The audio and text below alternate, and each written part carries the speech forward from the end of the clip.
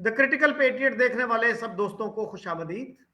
आज एक दफ़ा फिर कनाडा से मेरे साथ शरीक गुफ्तगू हैं ताहिर असलम गोरा साहब। जैसा कि आप जानते हैं, ताहिर असलम साहब एक वेल नोन जर्नलिस्ट हैं, अपना यूट्यूब चैनल भी चलाते हैं। Welcome to the show sir. शुक्रिया शकील भाई, बहुत बहुत शुक्रिया और सलाम और नमस्ते आपके सब देखने वालों को, सुनने वालों को। Thank you very much. अच्छा ताहिर साहब, आपका पाकिस्तान इंडिया रिलेशंस पे बड़ा काम है और आप इंडिया जाते भी रहते हैं। तो लास्ट टाइम जो आपने इंडिया का विजिट किया उसके हवाले से कुछ बताइए, क्या आपकी फाइंडिंग्स थी और पाकिस्तान में क्या गलतफहमियां पाई जाती हैं इंडिया के हवाले से। देखिए, आज नवंबर 2022 का महीना और पहला हफ्ता है। तो मैं इत्तेफाक से पिछले साल नवंबर 2021 में भारत गया था जी जी। और शायद मैं 1-2 महीनों में फिर मेरा चक्कर लग जाए।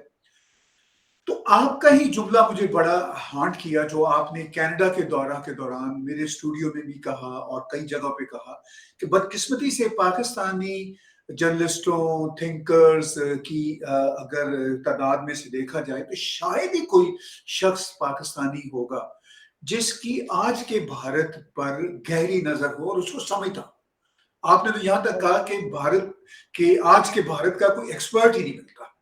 अब मैं आज के भारत के एक्सपर्ट होने का दावा तो नहीं करता, लेकिन इतना जरूर समझता हूं कि भारत के मामलात, चाहे उनके सियासी हों, चाहे उनके बैनुल अक़वामी हों, उसमें एक नजर रहती है। चूंकि कनाडा में बैठ के सर हमें ये सहूलत हासिल होती है कि हम न्यूट्रल, अब तो न्यूट्रल इस्लाह बरतते हुए डर लगता है पाकिस्तान में कोई क्या कह दे, लेकिन बहरहाल मुझे डिक्शनरी की इस्लाह बरतने में कोई कोई प्रॉब्लम नहीं है कि कनाडा में रहते हुए अगर हम न्यूट्रल आंख से चीजों को देखना चाहें तो देख सकते हैं। मैं आज ही एक और पॉइंट पे भी बात सोच रहा था कि ये जो आपके शो का नाम है द क्रिटिकल पेट्रोल, अब ये भी बड़ा इंपॉर्टेंट है। हमें भारत और पाकिस्तान के रिलेशनशिप को इस एंगल से देखने की जरूरत है, क्योंकि हम पेट्रियट होके चीजों को नहीं समझ सकते जब तक हम क्रिटिकल साथ नहीं। ठीक है ना? तो जी वो रवैया जब तक हमारे थिंकर्स में नहीं आता, आज के भारत और पाकिस्तान को समझना बहुत मुश्किल है। तो मुझ में खुशकिस्मती से आप ही की तरह का ये रवैया किसी हद तक है। मैं ये दावा नहीं कर सकता कि बहुत ग्रेट हद तक है, लेकिन मेरी कोशिश होती है। तो इसी रवैये को बरतते हुए जब मैं देखता हूं आज के भारत के कॉन्टेक्स्ट में पाकिस्तान और भारत के तल्लुकात, तो फिर ये सोचता हूं कि पहले पाकिस्तान की एलीट जो है, स्टेक होल्डर जो है, पहले अपने मसाइल तो हल करें। भारत के साथ तो इनके मसाइल तभी हल होंगे जब ये अपने अंदर के पहले मसाइल हल करेंगे। बिल्कुल सही। इनके अपने अंदर के इतने गंभीर मसाइल हैं पॉलिटिकल पार्टीज के बीच में, पूरी दुनिया में होते हैं, मगर जिस नौयत के पाकिस्तान में, मतलब इमरान खान साहब जिस तरह की सियासत कर रहे हैं और जिस तरह का सियासी रवैया अपनाए हुए हैं कि वो कहते हैं कि मेरे अलावा हर शख्स गद्दार है, हत्ता के काफिर है। वो कहते हैं सिर्फ मैं ही जहाद के रास्ते पे हूं।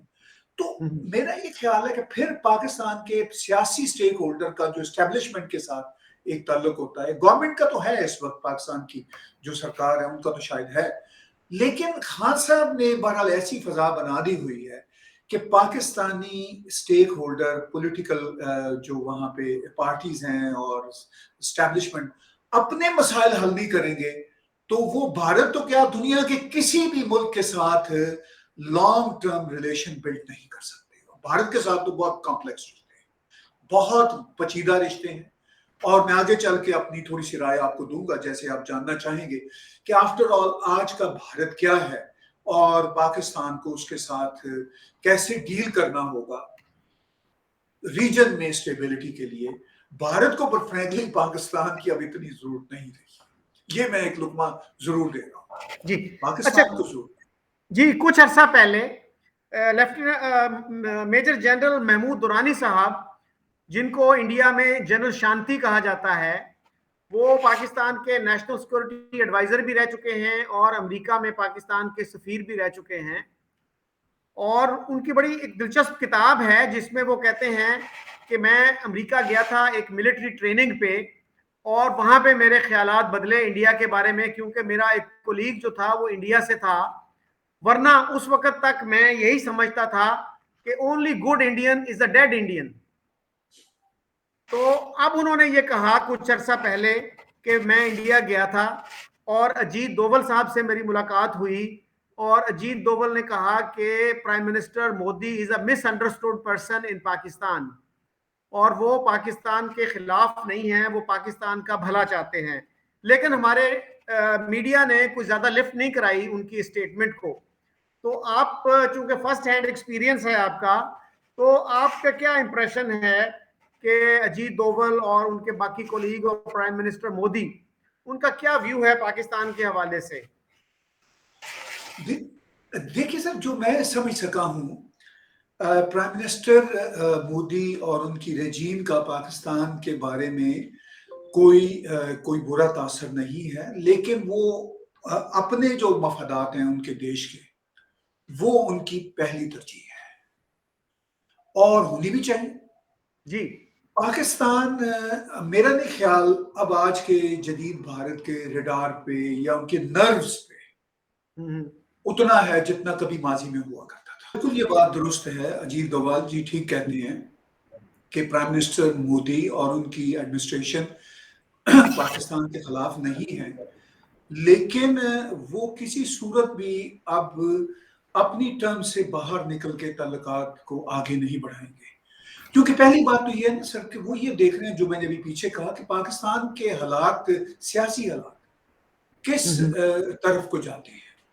वो सबसे ज्यादा ये बात भारत में देखी जा रही है और बल्कि पूरी दुनिया में देखी जा रही है कि भाई आफ्टर ऑल कोई स्टेक होल्डर वहां पे बन भी पाते हैं या नहीं बन पाते, या ये आपस में लड़ते रहेंगे, जो इस वक्त की करंट सिचुएशन है।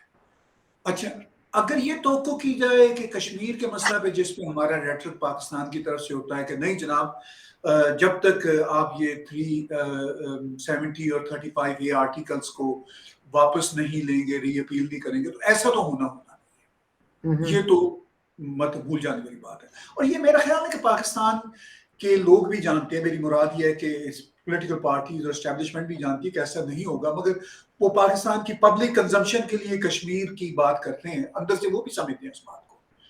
तो एनी हाउ पाकिस्तान और भारत के तल्लुकात का क्या रुख होगा, इसके लिए बहुत अहम है कि आज के भारत को समझा जाए।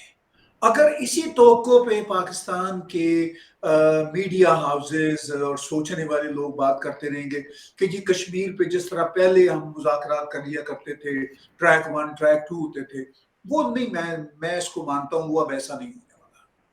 अब इनको कश्मीर को साइड रख के ये एश्योरिटी भारत को देना होगी कि किसी किस्म की कोई टेररिज्म नहीं होगी। और ये श्योरिटी बीच में, जब तक, जैसे बीच में दुबई भी पड़ा था, यूएई भी बीच में पड़ा था पिछले साल, तो जब तक ये श्योरिटी नहीं रहेगी तल्लुकात की बेहतरी का कोई इम्कान नहीं है। अच्छा ताहिर साहब, ये बताइएगा कि पाकिस्तान में कौन है सीनियर लोगों में से जो आपको लगता हो कि वो पीसनिक्स हैं, पीस प्रोसेस के बारे में सीरियस हैं?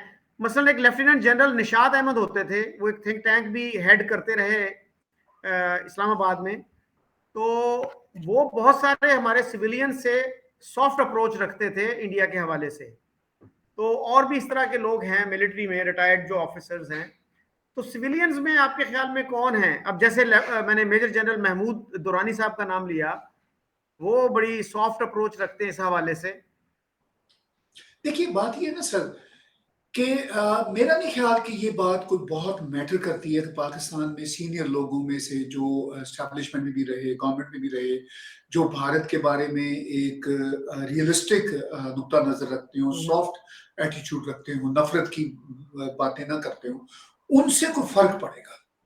क्योंकि भारत को ये बात पता है, प्राइम मिनिस्टर नरेंद्र मोदी कई बार ये बात कर चुके हैं पिछले कुछ सालों में कि भाई पाकिस्तान के हवाले से हमें यही पता नहीं चलता किससे बात करनी है और किससे बात करके कोई कंक्रीट रिजल्ट आ रहा है। वो कहते हैं सर ये मेरा मसला नहीं है, और भी कई मुल्कों के हेड ऑफ द स्टेट्स ने उनके साथ बातचीत करते हुए कई बार कि भाई वाकई ये क्लियर नहीं है कि पाकिस्तान में किसके साथ बात करनी है। हम्म। तो जब तक पाकिस्तान की वो कुव्वतें जो टाइम टू टाइम पाकिस्तान के मसाइल को काबू में रखी हुई है, मेरा मुराद ये है कि करंट हुकूमत, करंट एस्टैब्लिशमेंट, जब तक वो सीरियस नहीं होती ना भारत के साथ तल्लुकात बेहतरी करने, तल्लुकात बेहतर नहीं हो सकते। देखिए, तल्लुकात की बेहतरी में पाकिस्तान को क्या चाहिए? पाकिस्तान की इकोनॉमिक हालत बहुत बुरी है। पाकिस्तान जी को चाहिए कि भारत से उन्हें चीजें मिल जाएं, जी। खाने पीने की चीजें मिलें, मेडिसिन मिलें, और अगर हो सके कुछ अमदाद भी मिल सके। वो कैसे मुमकिन है? वो इन हालात में तो मुमकिन ही नहीं है ना। हम्म जब तक पाकिस्तान अपने सख्त रेटरिक को नहीं छोड़ता, वो मुमकिन नहीं है। वो तभी तो चीजें मुमकिन इस चीज होगी। के तहत सब कोई आसार नजर आ रहे हैं कि पाकिस्तान अपनी पॉलिसी चेंज करेगा? क्योंकि आर्मी चीफ ने, जनरल बाजवा ने कुछ स्टेटमेंट्स दी हैं इस हवाले से, लेकिन प्रैक्टिकली कोई हमें चेंज नजर नहीं आई। देखिए, जनरल बाजवा ने जब ये स्टेटमेंट्स दी, मुझे भी लगा कि शायद उनमें विल है। मैं आज भी समझता हूं कि उनके अंदर कोई ना कोई विल है, लेकिन पाकिस्तान आर्मी की जो स्ट्रक्चर है उसमें एक आदमी ये रिस्क नहीं ले सकता। जनरल बाजवा ने तो इशारा दिया अपनी कोर कमांडर्स को कि यार इस तरह हम सोच सकते हैं। हम्म उनके लिए भी बहुत मुश्किल है, जनरल बाजवा हो या बाद में आने वाले कोई नए जनरल हो, अगर वो भी चाहें कि हम्म भारत के साथ तल्लुकात हम बेहतर कर सकें, तो इतना आसान नहीं है, चूंकि विद इन आर्मी कोर्स इतनी हम्म रेजिस्टेंस है। वो जो दहाइयों की नफरत है, जो इन्हीं आर्मी ब्रिगेडियर्स जर्नल्स ने किताबों में पढ़ी हुई है, वो हम्म बहुत मुश्किल है शकील साहब उसको करना। अच्छा, फर्ज कीजिए फौज ये हिम्मत करके काम कर भी ले, इमरान खान चाहे वो अपोजिशन में बैठे हों, चाहे वो फौज के अंदर इक्तदार के अंदर बैठे हों, फौज के साथ हो, वही शोर मचा देंगे, क्योंकि उनकी जिस तरह की एक्सट्रीम पॉलिटिक्स है, उनको तो मौका चाहिए ना हम्म कि भाई हम्म मुझे आर्मी के साथ अब मत्था लगाने का एक मौका मिल गया। अच्छा, हम्म अब इमरान खान की जो सपोर्ट है वो आर्मी के अंदर मौजूद है। हम्म। एटलीस्ट आर्मी के रिटायर्ड लोगों में तो बहुत ही ज्यादा मौजूद है। ठीक है। जी जी। तो अब इस सारी सूरत हाल में आप इम्कान मुझसे अगर पूछते हैं कि ये कैसे माइंडसेट चेंज हो सकता है फौज का, क्योंकि देखिए भारत के साथ तल्लुकात में पाकिस्तान की जो पॉलिटिकल अशराफिया है उसका कम रोल है, फौज का ज्यादा है। और इमरान खान फौज का जितना करीबी हिस्सा रहे हैं, वो शायद कोई सियासतदान नहीं रहे हैं ऐसा। नवाज शरीफ पर भी आशीर्वाद रही फौज की, लेकिन इमरान हम्म। खान समझिए एक फौज का पैरेलल स्ट्रक्चर चला रहे हैं। जी। तो जब तक इमरान खान और फौज एक पेज पे हम्म। नहीं आते, जी जी। क्योंकि मुझे ये मालूम है और अंदाजा भी है कि शहबाज शरीफ को या जरदारी साहब को कोई प्रॉब्लम नहीं होगा भारत के साथ तल्लुकात बेहतर बनाने। जी। ठीक है, लेकिन इमरान खान का चूंकि नैरेटिव ही बहुत एक्सट्रीम है, चाहे इंटरनेशनल फॉरेन पॉलिसीज के हवाले से हो, चाहे इंटरनल पॉलिसीज के हवाले से हो, तो मैं जाती तौर पर ये सोचता हूं और समझता हूं कि फौज का और इमरान खान का इस मसला पर एक पेज पे होना बहुत जरूरी है। मगर बदकिस्मती ये है कि अभी तो इमरान खान और फौज एक पेज पे है ही नहीं, तो और मुश्किल और मसला हो गया, इम्कान और दूर हो गया।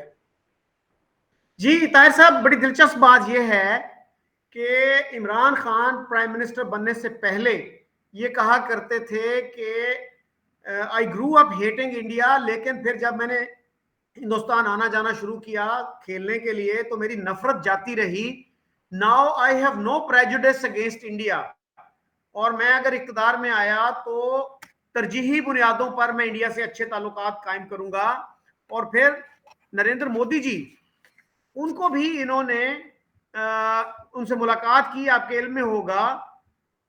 तो, तो अब जो है, अब वो उनकी पॉलिसी बिल्कुल और हो गई है। देखिए, बात यह है कि भारत को और हिंदू धर्मा को अलग से नहीं देखा जा सकता। पहले जो भारत का हम्म एक सो कॉल्ड सेकुलर स्ट्रक्चर होता था, उसमें भी हिंदू धर्म या हम्म, कांग्रेस वाले भी हिंदू धर्म के इश्यूज को देखते थे। ऐसी बात नहीं थी कि वो नहीं देखते थे, लेकिन वो बर्दाश्त कर लेते थे पॉलिटिकली। लेकिन जो आज का भारत है उसमें हिंदू सिविलाइजेशन की रिवाइवल हो रहा है। उनके पॉलिटिकल कॉरिडोर्स में धर्म बहुत पेश है। हमें इससे इनकार नहीं करना चाहिए। आरएसएस, जिसको इमरान खान खुद भी कहते हैं जी कि इस वक्त की बीजेपी की सरकार का आरएसएस के साथ गठजोड़, बिल्कुल है गठजोड़, लेकिन इमरान खान इसको नेगेटिव देखते हैं, इसको पॉजिटिव देखना चाहिए था कि इसमें कोई बुराई नहीं है कि आरएसएस कोई अलकायदा या अल शबाब इस तरह की तंजीम नहीं है। वो हिंदू धर्म से जुड़ी हुई है। वो मैसेज का एक बहुत बड़ा ग्रुप है भारत में, भारत की बल्कि इंटरनेशनल लेवल पे वो सबसे बड़ा ग्रुप है अपने नंबर्स के हिसाब से। तो अगर इमरान खान जिस तरह की नफरत का इजहार हिंदुत्व और आरएसएस के खिलाफ बतौर प्राइम मिनिस्टर करते रहे और प्राइम मिनिस्टर हटने के बाद भी वो कर रहे हैं, अगर से भारत की वो फॉरेन पॉलिसी को बड़ा सराह रहे हैं प्राइम मिनिस्टर हटने के बाद अपने पॉलिटिकल फायदों में, ठीक है। वो ये जो काम इमरान खान कर रहे थे और कर रहे हैं, ये कभी भी पाकिस्तान और भारत के ताल्लुकात को नॉर्मलाइज नहीं होने देगा। हिंदू के खिलाफ प्रोपेगेंडा और नफरत खत्म करना होगी। जैसे जनरल महमूद गुलानी साहब ने कहा कि वो अजीत डोभाल साहब से मिले और मिलने के बाद उनको एहसास हुआ, आपने ही ने जिक्र किया कि भाई मोदी रजीम पाकिस्तान के खिलाफ नहीं है। मैं आपको दावे से कहता हूं हिंदुत्व वाले भी और आरएसएस वाले भी पाकिस्तान के खिलाफ नहीं है, लेकिन तब वो पाकिस्तान के खिलाफ होंगे अगर हिंदुत्व को बुरा कहा जाए या किसी किस्म की भी प्रॉक्सी टेररिज्म या प्रॉक्सी कार्रवाई भारत में करने की सोचा भी जाए, अब उसकी कोई गुंजाइश नहीं रही।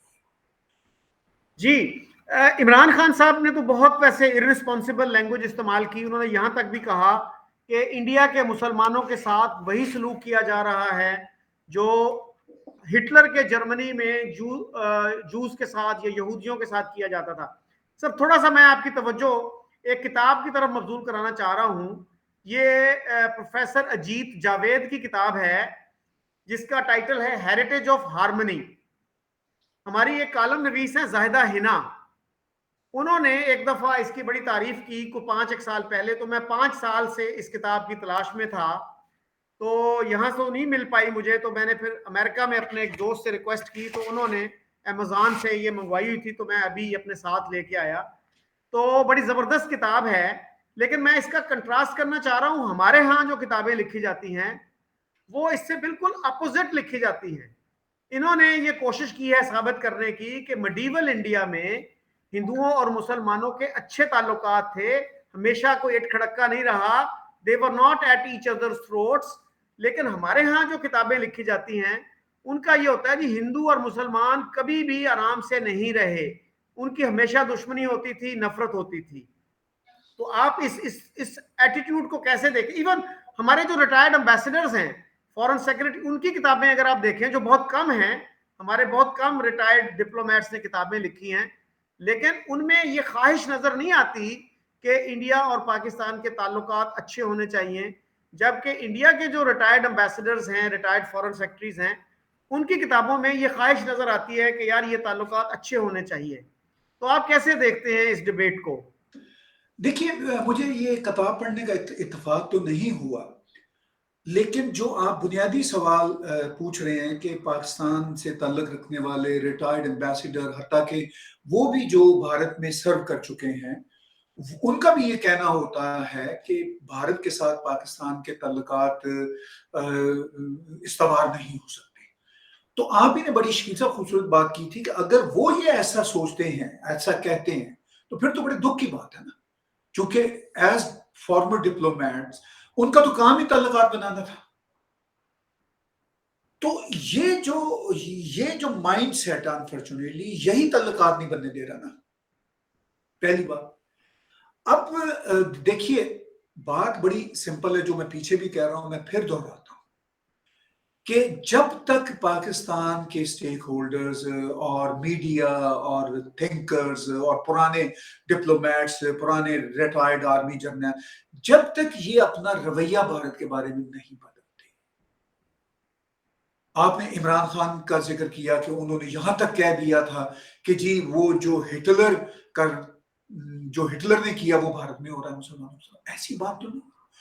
मैं भारत बाकायदगी से साल में एक आध बार तो जाता रहता हूँ और बहुत करीब से देखता हूँ, मुसलमान कम्युनिटीज के अंदर भी रहता हूँ। मेरे वहां पे बहुत दर्जनों क्या सैकड़ों मुसलमान दोस्त हैं।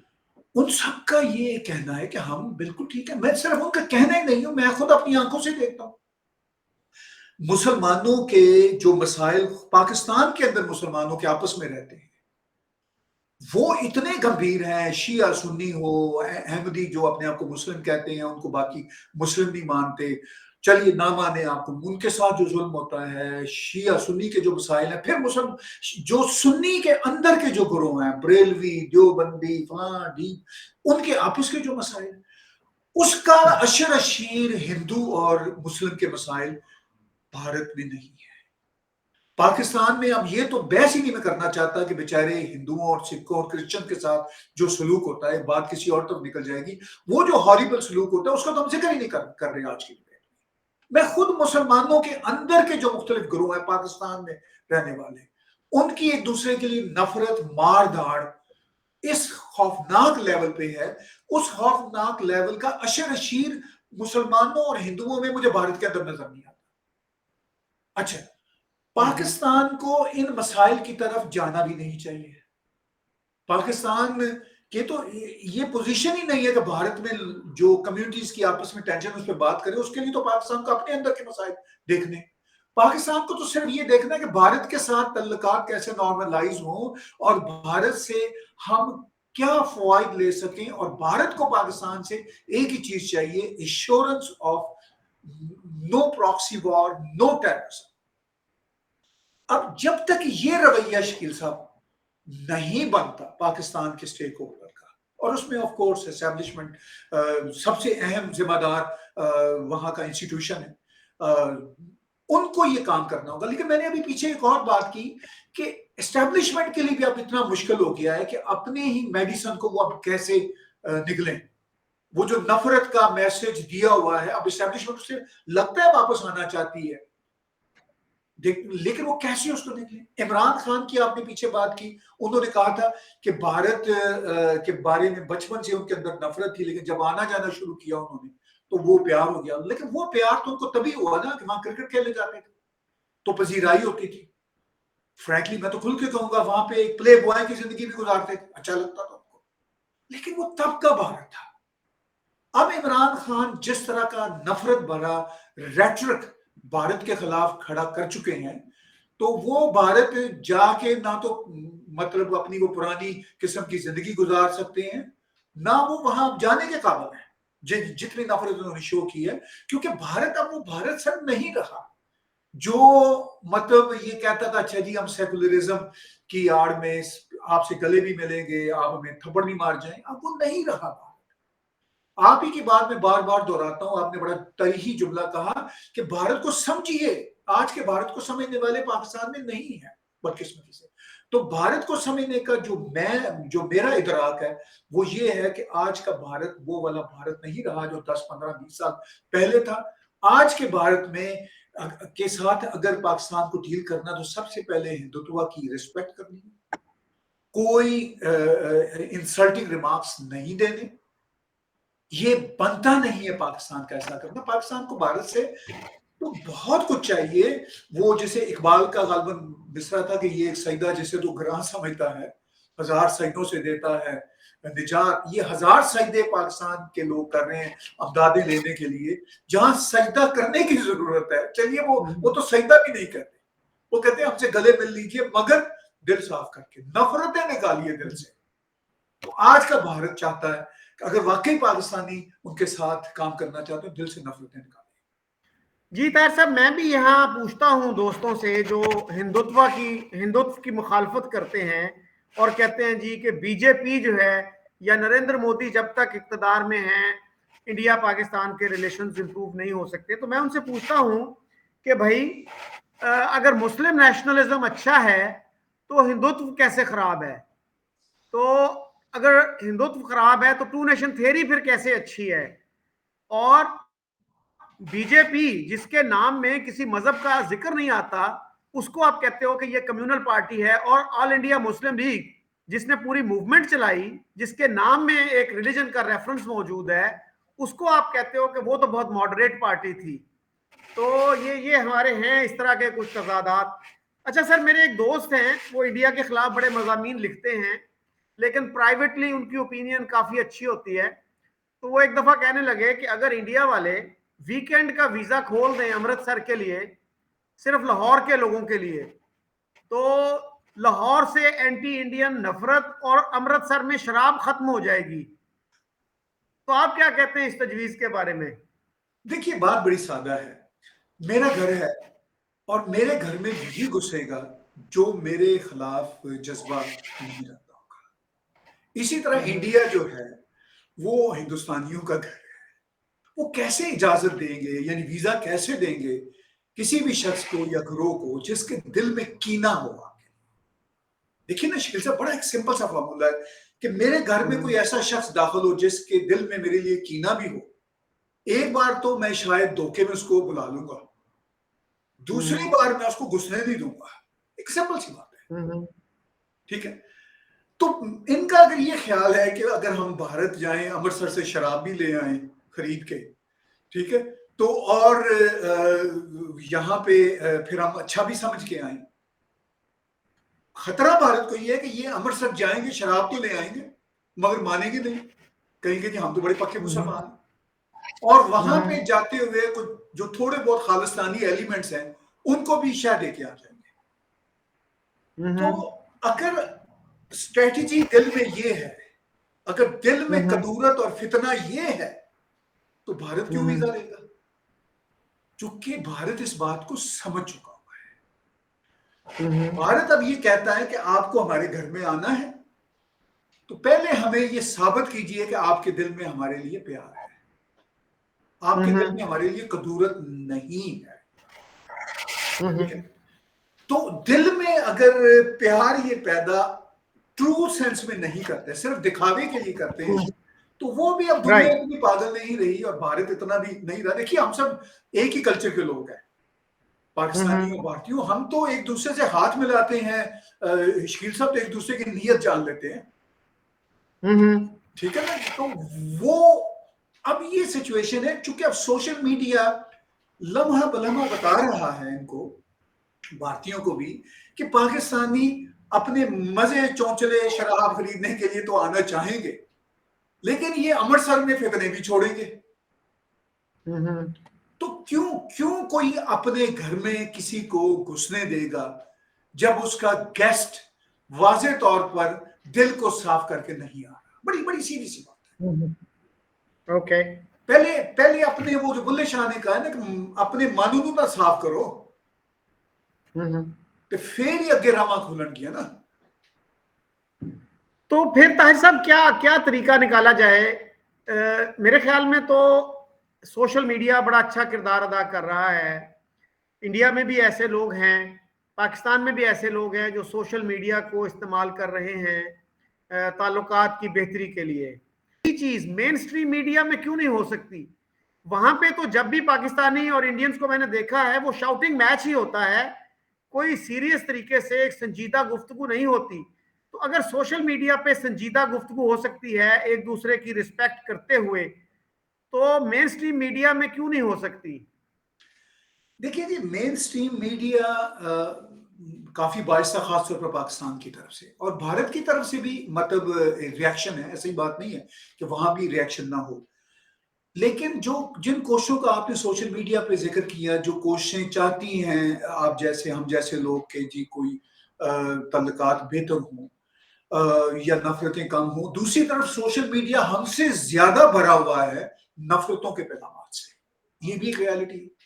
लेकिन इसके साथ साथ ये जो प्यार मोहब्बत ही है ना, बातचीत, अमन की आशा का पुराना जो था कि जी ये होनी चाहिए, ये खाली ये हॉलो एंड शैलो नहीं हो सकती। इसके लिए बहुत वाज़ेह तौर पर मौक़िफ़ देना होगा, सच बोलना होगा। अगर ये कहा जाए ना, जैसे डिप्लोमैटिक लैंग्वेज होता है कि जी चलें आप भी छोड़िए इस बात को, आप भी छोड़िए इस बात को, जी गले मिलें। ये इस तरह मुमकिन नहीं है। ये आर्बिट्रेशन इस लेवल की अब नहीं रही। आर्बिट्रेशन अब इस लेवल की है कि भाई आपने हिसाब दें कि आपने क्या-क्या हमारे साथ किया। भारत की तरफ से ये कहा जाता है ना, आज के भारत में, कि भाई आपकी तरफ से ये हमारे साथ जंगें आपने लगाई, टेररिज्म आपकी तरफ से की, ठीक है, जो जो फितना है, कदूरत है, आप दिल में छुपा के रखते हैं। हम तो, अब भारत कहता है हमारे लोग जो आपके बारे में रिएक्शन देते हैं वो प्यार मोहब्बत का तो नहीं देते, हम तो फिर रिएक्शनरी होकर कहते हैं, हम तो कोई बात छुपा नहीं रहे, आप तो सब छुपा रहे हैं। तो इसका हल एक ही है कि सच बोला जाए, सच बोला जाए, और सच इस तरह का बोला जाए कि दिल में ये तहैया किया जाए कि हमें ये ताल्लुकात ठीक करने। अब ये पॉसिबल नहीं रहा कि जी अच्छा जी चलो जी छड्डो, तुसी ऐना छड्डो, असी ऐना छड्डने और गले मिल रहे। ये अब नहीं खेल रहा। अब जो भारत फहमी है वो अब उस लेवल की है, जो मैं समझ सकता हूं, वो ये है कि भारत की तरफ से अब ये है कि हमें श्योरिटी चाहिए, इंटरनेशनल स्टेक होल्डर भी बीच में चाहिए। और ये बात मैं नहीं कह रहा, ये पाकिस्तान की एस्टैब्लिशमेंट भी समझती है। तो इसका हल यही है कि सोशल मीडिया पे नफरतें पाकिस्तान की तरफ से जो हिंदू के खिलाफ होती है ना, वो जरा कम हो। अब रिएक्शन में वहां से भी मुस्लिम के खिलाफ नफरतें आ रही है, मैं इस बात को समझता हूं, ऐसा नहीं है कि वहां से नहीं आ रही, अब वहां से भी बढ़ गया काम। तो यहां से काम रुकेगा, वहां से भी रुक जाएगा। अच्छा ताहिर साहब, आखिर जी में मैं दो आर्गुमेंट्स की बात करूंगा जो पाकिस्तान में दिए जाते हैं इंडिया से अच्छे ताल्लुकात के खिलाफ। एक तो कुछ लोग ये कहते हैं जी कि इंडिया अखंड भारत चाहता है, जी और ये मेरे ख्याल में बहुत ही क्रूड आर्गुमेंट है जिसमें कोई हकीकत नहीं है। खुद नरेंद्र मोदी साहब जो है वो कह चुके हैं कि मैं इंडिया के मौजूदा बॉर्डर्स के साथ खुश हूं और मैं अखंड भारत नहीं चाहता। उनका मौकफ ये है कि अगर अखंड भारत हो गया तो India will eventually become a Muslim majority country. दूसरे जो लोग हैं जो थोड़े सोफिस्टिकेटेड हैं, वो ये कहते हैं कि जी इंडिया जो है वो हमारे साथ फ्रेंडशिप और दोस्ती नहीं चाहता, वो हिजेमनी चाहता है, अपनी चौधराहट चाहता है। तो how do you deal with this argument? देखिए, पहले मैं दूसरे आर्गुमेंट पे अपनी राय दूंगा। इंडिया के साथ श्रीलंका भी है, नेपाल भी है, भूटान भी है, थोड़ा दूर मालदीव भी है, और ये पाकिस्तान से छोटे मुल्क हैं। इंडिया ने कभी उन पर अपनी हेजमनी नहीं थोपी, तो पाकिस्तान पर क्यों थोपेगा? उनके साथ बांग्लादेश भी है, और बांग्लादेश को आजाद करवाया था इंडिया ने, और जब आजाद करवाया था उस वक्त इंडिया चाहता तो उसको वेस्ट बंगाल के साथ मिला सकता था, उसके हालात ऐसे थे। हेजमनी तो दूर की बात है, वो उसको अपना पार्ट एंड पार्सल बना सकता था, इंडिया ने वो नहीं किया। तो जब मसाले मौजूद हैं कि जो छोटे छोटे मुल्क हैं, भूटान, नेपाल, ठीक है, श्रीलंका, ये आपका बांग्लादेश, इन सबको मदद की है और आज भी करता है इंडिया। नेपाल को पैसा चाहिए, श्रीलंका को भी पैसा दिया है, भूटान को चाहिए, यानी पैसा भी दिया, कल्चर भी उनका बहुत मिलता है, धर्म भी बहुत मिलता है, इसके बाद बावजूद हेजमनी नहीं की।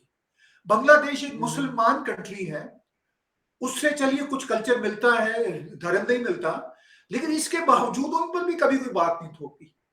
तो ये जो आर्गुमेंट है कि पाकिस्तान अगर उनकी वो जोली में आता है, यानी अगर तल्लुकात खराब पाकिस्तान नहीं करता तो वो हेजमनी करेगा, इंडिया की कोई ऐसी मसाल ही नहीं है। देखिए, अफगानिस्तान तक गंदम बेच रहे हैं, तालिबान की हुकूमत को रिकॉग्नाइज नहीं किया, मगर उनको सपोर्ट कर रहे हैं, तालिबान शुक्रगुजार होते हैं उनके बहुत ज्यादा, ठीक है, ये मसाल। अब पहला जो हिस्सा है अखंड भारत का, वो अगरचे मेरे दूसरे हिस्से के जवाब में ही उसका जवाब है, लेकिन मैं थोड़ा सा और उसको एलोबरेट कर देता हूं। भारत में कोई उस तरह का हड़प करने का मामला नहीं है बाकी देशों को।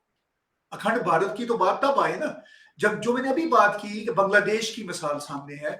अगर अखंड भारत चाहता, भारत अगर ये चाह रहा होता तो अखंड भारत बनाना, तो बांग्लादेश उनके अंदर जम हो चुका होता कब का ही, 71 से नहीं किया। भूटान, नेपाल, फिर मैं बात करता हूँ, छोटे छोटे मुल्क है, नहीं किया कभी उनको अखंड भारत बनाने का, उनको नहीं किया, तो वो पाकिस्तान की तरफ क्यों आएंगे? अच्छा, हाँ, वहां पे अगर कोई सर्कल्स ऐसे कभी कह देते हैं अखंड भारत, तो उनकी मुराद यूरोपियन यूनियन वाला स्टाइल है।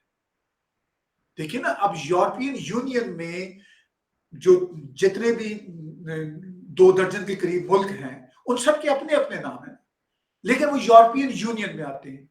अगर कोई भारत का भी बनता है तो वो यही है कि भाई एक ये ब्लॉक है, उसमें तो पाकिस्तान को सबसे ज्यादा फायदा होगा अगर होगा, अगर जो भारत ऐसा करने का ये भी प्लान नहीं करता,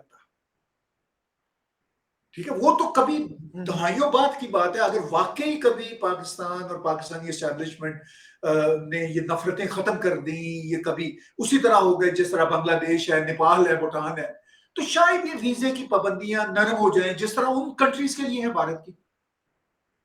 तो वो फिर हो सकता है जैसे सार्क बना हुआ था और बहुत सारे ब्लॉक बने हुए हैं, लेकिन ये सारा दारोमदार तो पाकिस्तान पे। बॉल जो है ना शकील साहब, मैं यही कहूंगा, वो पाकिस्तान की कोर्ट में है, बॉल इंडिया की कोर्ट में नहीं है, बॉल पाकिस्तान की कोर्ट में है कि हमने इस रीजन में किस तरह अमन के दावेदार बनना है ट्रू सेंस में। ये दिखाने के, ये स्टेटमेंट ये नहीं मैटर करती, हम वाकई अमन चाहते हैं या नहीं चाहते। जी ताहिर साहब, मैं आपकी इस बात की तायद करूंगा कि बांग्लादेश के साथ भी उन्होंने काफी अच्छा सलूक किया। चंद साल पहले, 8-10 साल पहले, आपको इल्म होगा कि बॉर्डर एग्रीमेंट हुआ था इंडिया और बांग्लादेश के दरमियान, बड़े पुराना तनाज़ा चला आ रहा था, तो उसमें भी बांग्लादेश को अच्छा खासा फायदा हुआ, उनकी टेरिटरी में इजाफा हुआ, और नरेंद्र मोदी गवर्नमेंट ने बांग्लादेश का इलाका हथियाने की कोई कोशिश नहीं की। और हमारे जो है बहुत सारे लोग कहते हैं कि हमने इस हॉस्टिलिटी के बावजूद कभी 1 इंच भी हम इंडिया से इलाका छीनने में कामयाब नहीं हुए। So any concluding thoughts? जी बिल्कुल आपने ठीक कहा, बिल्कुल आपने ठीक कहा। जो मैं दलाइल दे रहा हूं कि, और जो आप भी कह रहे हैं, वो बिल्कुल एक ही पेज पे हैं कि अगर भारत चाह रहा होता अखंड भारत बनाने की बात, तो उनके पास तो बेतहाशा मौके थे और आज भी बेतहाशा मौके हैं। श्रीलंका का जितना बुरा हाल है, तो भारत चाहता है कि उनको कहता अच्छा जी ये कुछ दो और ये लो, ऐसा कुछ नहीं हुआ। Millions and millions dollar Sri Lanka को वो दे रहे हैं, सपोर्ट कर रहे हैं। तो कंक्लूसिव यही बात है जो मैंने अभी कही, मैं दोहराऊंगा कि ball is in Pakistan court, उनको जिम्मेदारी से खेलना है। लेकिन फिर मैं पीछे जो मैंने बात की आपके शो के शुरू में, उसके लिए पहले तो पाकिस्तान के अंदर स्टेबिलिटी आएगा, क्योंकि ये बहुत इंपॉर्टेंट है। जब तक पाकिस्तान में स्टेबिलिटी नहीं आती, इंसानों की तरह का पॉलिटिकल समाज नहीं बनता। अगर इसी तरह की ही रेटरिक रहनी है, खास तौर पर इस वक्त बॉल पाकिस्तान के अंदरूनी हालात के कॉन्टेक्स्ट में इमरान खान की कोर्ट में कि क्या वो पाकिस्तान को इसी तरह ही रखना चाहेंगे। ठीक है ना? तो यही है, पहले पाकिस्तान अपने तमाम सियासी मसाइल को सीधा करे और फिर उसके बाद भारत के साथ तभी सीधा हो सकता, अगर ये सीधा करने की विल रखते हैं। तो अगर नहीं रखते तो मैं और आप क्या कर सकते हैं? हम इनके लिए दुआ ही कर सकते हैं। Thank you very much Tahir Aslam गोरा साहब, आपने मुझे बड़े शॉर्ट नोटिस पे टाइम दिया, सो थैंक यू, बहुत बहुत शुक्रिया।